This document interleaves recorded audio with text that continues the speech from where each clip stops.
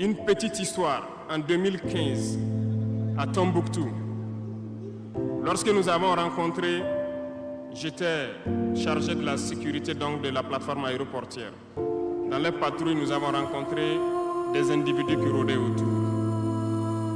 Un de ces individus était manchot. Je lui ai fait comprendre que c'était dangereux de rôder autour de la base parce qu'ils peuvent se faire tuer. Il m'a dit qu'il voulait se faire tuer, il voulait mourir.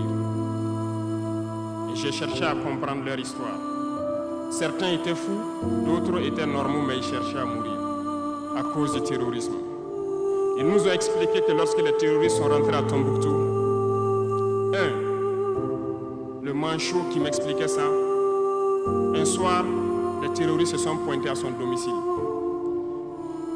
Ont voulu violer sa femme devant lui. Il s'est opposé. Ils sont repartis. Le lendemain, on est venu le pêcher à la maison, l'amener à la place publique. On l'a accusé de vol. On a tranché sa main, on l'a battu. Il est reparti à la maison. Son fils, qui avait 16 ans, qui s'occupait de sa main, ils sont revenus. Ils ont violé la femme. Ils ont enlevé son fils.